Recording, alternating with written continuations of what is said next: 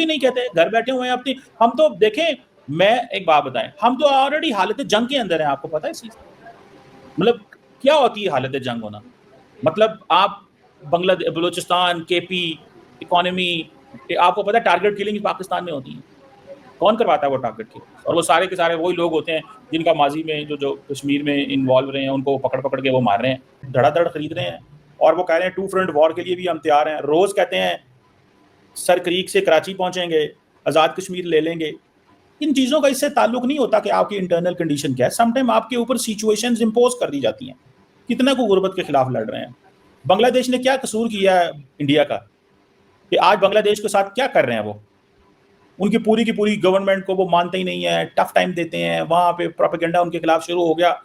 ठीक है, यहीं पे अच्छा इकोनॉमिक डिस्टेबलाइजेशन चलिए। इंडिया दुनिया के किस प्लेटफॉर्म पे जाके पाकिस्तान को आइसोलेट नहीं करता?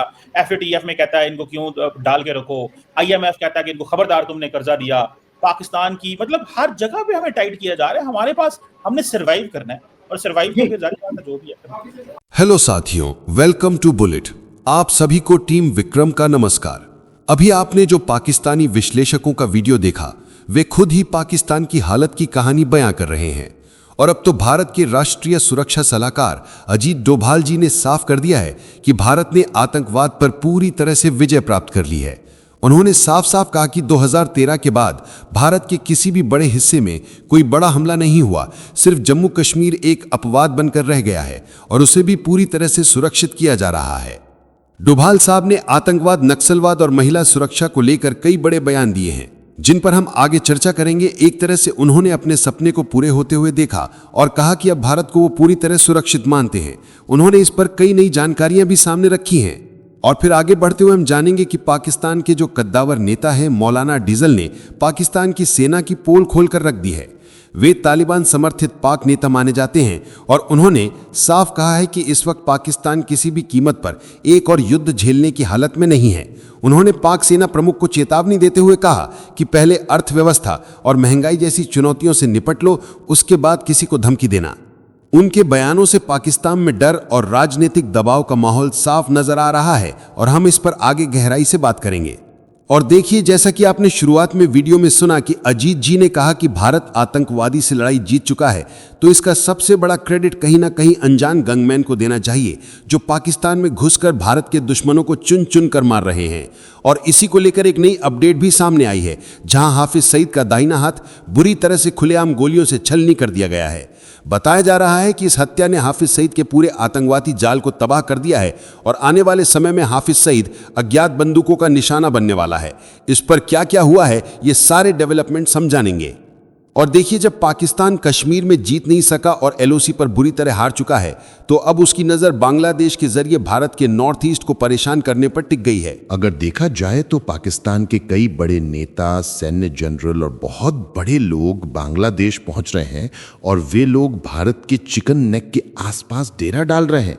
बताया जा रहा है कि पाकिस्तान की खुफिया एजेंसी आईएसआई अब अपनी मौजूदगी बेहद तेजी से बांग्लादेश के अंदर भारत के बॉर्डर के करीब बढ़ा रही है और इस पर कुछ नई रिपोर्ट भी सामने आ रही हैं, जिनकी हम आगे चर्चा करेंगे। क्योंकि पाकिस्तान ने बांग्लादेश को मिलिट्री ट्रेनिंग से लेकर आधुनिक हथियार देने का प्रस्ताव दिया है और समय रहते बांग्लादेश को अगर नहीं रोका गया तो यह भारत के लिए दूसरा पाकिस्तान बन सकता है। और फिर अंत में हम जानेंगे कि कैसे अरब सागर में इस वक्त भारत और पाकिस्तान दोनों के बीच जंग जैसा माहौल शुरू हो गया है। पहले भारत ने नोटम जारी किया, इसके बाद पाकिस्तान ने भी उसी इलाके में नोटम जारी करके लगभग पूरे इलाके को ओवरलैप कर दिया और मिसाइल दागना शुरू कर दिया है। जब वहीं भारत पहले से ही पूरे इलाके को खतरनाक बताकर युद्ध अभ्यास कर रहा है, जहां पर तकरीबन 40,000 सैनिकों के साथ साथ भारत के सारे आधुनिक लड़ाकू विमान और कई भयानक तोप टैंक पहुंच चुके हैं। ये युद्ध अभ्यास जारी है और पाकिस्तान की जो हरकतें हैं वो भारत को भड़काने की हैं। इस पर भी हम गहराई से चर्चा करेंगे। तो चलिए इन सभी खबरों को जानते हैं बेहद विस्तार से, आसान भाषा में। सबसे पहले जानते हैं कि अजित डोभाल ने आतंकवाद पर क्या कहा और भारत ने कैसे हासिल की बड़ी जीत। तो अजित डोभाल ने बहुत आत्मविश्वास से कहा कि भारत ने आतंकवाद पर पूरी तरह विजय हासिल कर ली है। उन्होंने बताया कि 2013 के बाद देश के किसी भी हिस्से में कोई बड़ा आतंकी हमला नहीं हुआ। मतलब अब भारत की सुरक्षा व्यवस्था इतनी सुदृढ़ हो चुकी है कि दुश्मनों को मौका ही नहीं मिलता। उन्होंने याद दिलाया कि 2005 और 2013 के बीच कई हमले हुए थे, लेकिन तब से अब तक सुरक्षा एजेंसियों ने आतंक के नेटवर्क को तहस-नहस कर दिया है। जम्मू कश्मीर को छोड़कर पूरा देश सुरक्षित है। उन्होंने कश्मीर को पाकिस्तान की छद्म लड़ाई का मैदान बताया, जहां वर्षों से आतंक को बढ़ावा दिया जाता रहा, पर अब भारत ने वहां भी नियंत्रण स्थापित कर लिया है। डोभाल के मुताबिक कई आतंकियों को गिरफ्तार किया गया, विस्फोटक जब्त हुए और नेटवर्क खत्म किए गए। उन्होंने इस बदलाव का श्रेय भारत की राजनीतिक इच्छा शक्ति, खुफिया एजेंसियों की सतर्कता और जनता के सहयोग को दिया। आज देश में एक ऐसी मनोवैज्ञानिक दीवार खड़ी हो गई है जिससे दुश्मन डरते हैं। डोभाल का संदेश साफ था कि भारत अब पहले जैसा नहीं बल्कि जवाब देने वाला राष्ट्र बन चुका है। अब समझते हैं कि डोभाल ने नक्सलवाद, महिलाओं की सुरक्षा और शासन की मजबूती पर क्या कहा। तो डोभाल ने बताया कि वामपंथी उग्रवाद यानी नक्सलवाद अब अपने आखिरी चरण में है। 2014 के बाद से यह केवल 11% क्षेत्रों तक सीमित रह गया है। पहले जो जिले नक्सलवाद से प्रभावित थे, अब वहां शांति और विकास दिखाई दे रहे हैं। यह दर्शाता है कि भारत अब अंदरूनी दुश्मनों से भी जीत चुका है।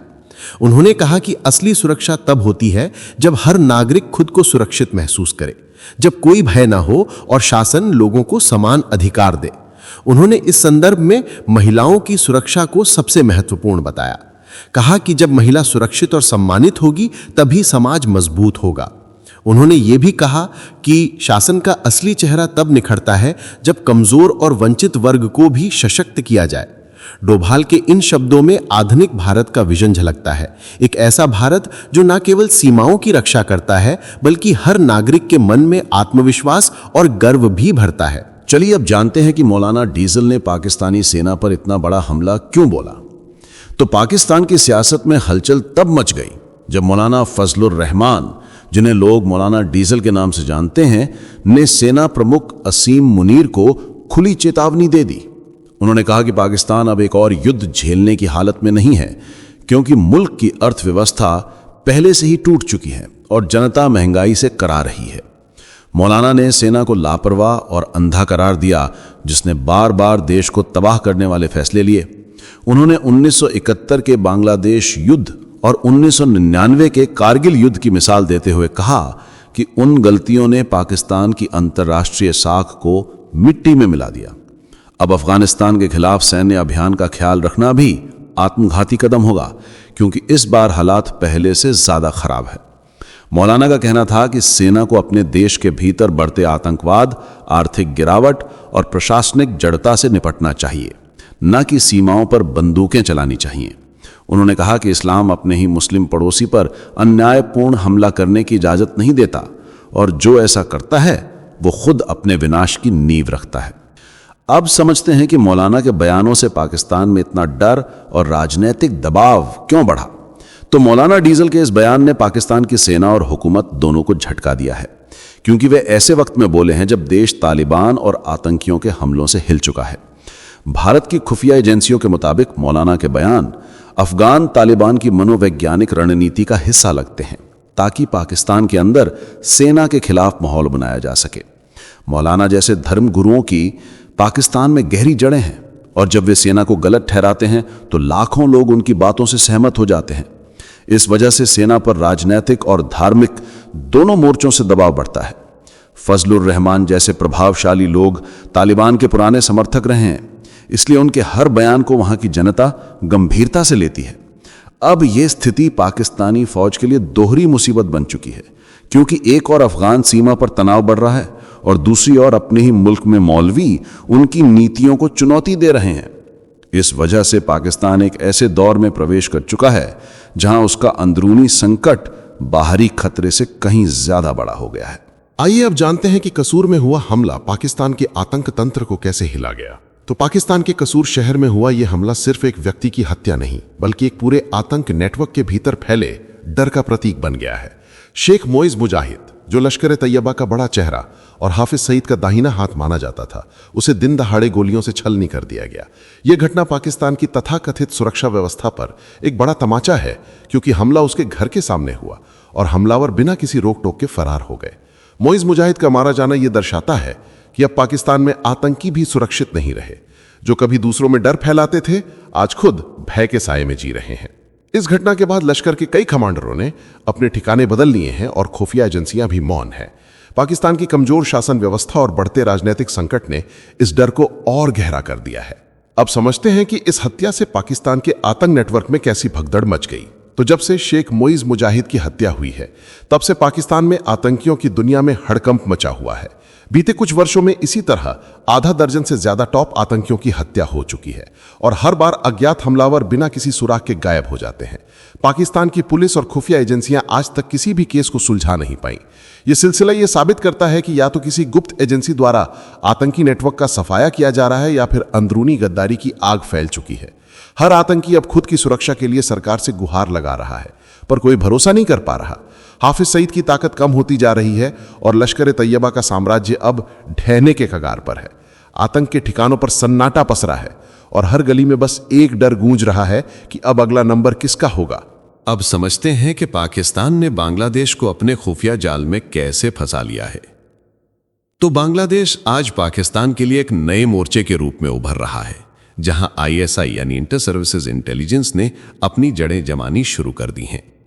जैसे ही मोहम्मद यूनुस ने अंतरिम सरकार की कमान संभाली, वैसे ही पाकिस्तान और बांग्लादेश के सुरक्षा तंत्रों के बीच संपर्क बढ़ने लगे।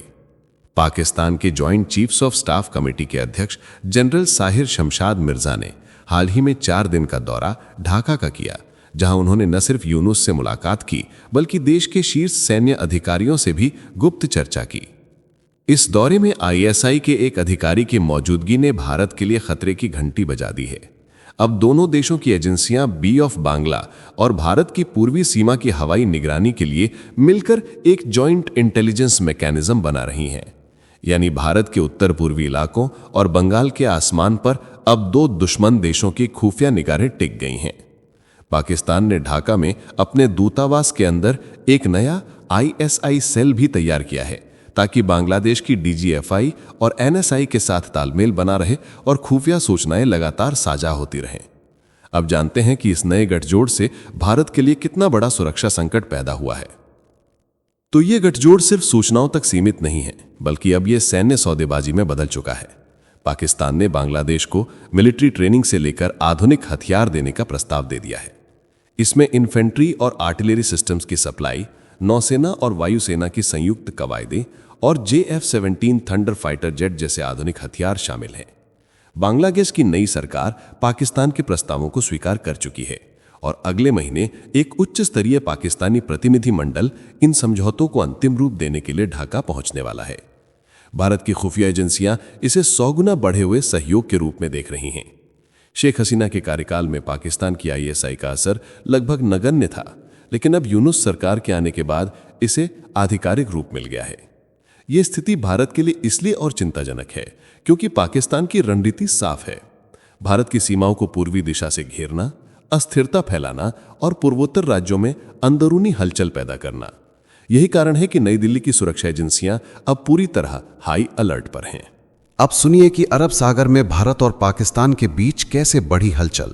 तो अरब सागर में इस वक्त माहौल बेहद तनावपूर्ण है, क्योंकि पाकिस्तान नौसेना ने अपना नया युद्धाभ्यास घोषित कर दिया है और जो क्षेत्र उसने चुना है वो भारत के पहले से जारी नोटम यानी एयर और नेवल वार्निंग वाले इलाके से ओवरलैप कर रहा है।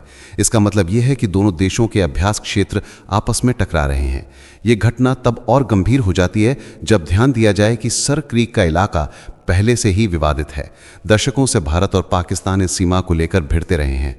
अब जब पाकिस्तान ने 2 से 5 नवंबर तक लाइव फायरिंग और मिसाइल परीक्षण का ऐलान किया है तो पूरे अरब सागर में बेचैनी फैल गई है। भारत का विशाल त्रिशूल एक्सरसाइज पहले से चल रहा है जो 11 नवंबर तक चलेगा। यह अभ्यास भारत की त्रिसेना का संयुक्त अभियान है जो वायु, जल और स्थल तीनों मोर्चों से शक्ति प्रदर्शन कर रहा है। पाकिस्तान के इस कदम को विशेषज्ञ एक संदेश के रूप में देख रहे हैं कि इस्लामाबाद भारत के बढ़ते सैन्य प्रभाव को चुनौती देना चाहता है, लेकिन भारत पहले ही स्पष्ट कर चुका है कि किसी भी उकसावे का जवाब सख्ती से दिया जाएगा। अब समझते हैं कि भारत की त्रिशूल एक्सरसाइज से क्यों डर गया पाकिस्तान। तो भारत का त्रिशूल अभ्यास केवल एक सैन्य प्रदर्शन नहीं बल्कि एक रणनीतिक संदेश है। इसमें 40,000 से अधिक सैनिक, T-90S और अर्जुन टैंक, राफेल और Su-30 MKI जैसे आधुनिक विमान, मिसाइल सिस्टम और नौसैनिक पोत शामिल हैं। ये अभ्यास 6 चरणों में जनवरी 2026 तक चलेगा और इसका उद्देश्य भारत की ऑपरेशनल रेडीनेस यानी युद्ध की स्थिति में त्वरित कार्रवाई की क्षमता को मजबूत करना है। भारत ने उत्तर पूर्वी सीमाओं से लेकर पश्चिमी मोर्चे तक हर दिशा में अभ्यास क्षेत्र घोषित किए हैं ताकि चीन और पाकिस्तान दोनों को एक साथ जवाब देने की तैयारी बनी रहे। पाकिस्तान की चिंता यह है कि भारत की यह तैयारी सिर्फ रक्षा नहीं बल्कि शक्ति संतुलन बदलने का संकेत है। इसलिए वो बार बार अरब सागर में अपनी मौजूदगी दिखाने की कोशिश कर रहा है। मगर इस पूरे घटनाक्रम का नतीजा यही है कि अब समुद्र की लहरें भी इस टकराव की गूंज को महसूस कर रही हैं और दक्षिण एशिया एक बार फिर सैन्य तनाव के नए दौर में दाखिल हो चुका है। इस वीडियो में फिलहाल इतना ही। जल्द मिलते हैं एक और नई अपडेट के साथ। जाने से पहले वीडियो को लाइक करके चैनल को सब्सक्राइब कर लें। धन्यवाद। हमारा मैंडेट है, हाँ? नहीं सर, जब इमरान खान आए थे तो उस वक्त नवाज शरीफ साहब का मैंडेट था, और जब इमरान खान का मैंडेट था तो आपने शहबाज शरीफ साहब को बिठाया। तो सारी दुनिया जानती है सर। अब मुझे नहीं पता कि आप जो है वो क्या कौन सी दुनिया में रहते हैं और आपको क्यों नहीं पता कि यहाँ पे प्राइम मिनिस्टर किस तरीके से बनाए जाते हैं। सर अब कमाल है सर, आपको किस बात का मेडल मिला अगर आपको इतना भी नहीं समझ आती तो। मैं तो थोड़ी हैरान हुआ। अगर मेरी बात सुने, अगर जब नवाज शरीफ जीता तो इमरान खान को बना दिया, तो जब इमरान खान जीता तो नवाज शरीफ को, तो साहब तो बराबर हो गया। एक ने हुकूमत पहले कर ली, एक ने बाद में कर ली। ये ठीक नहीं है मैडम।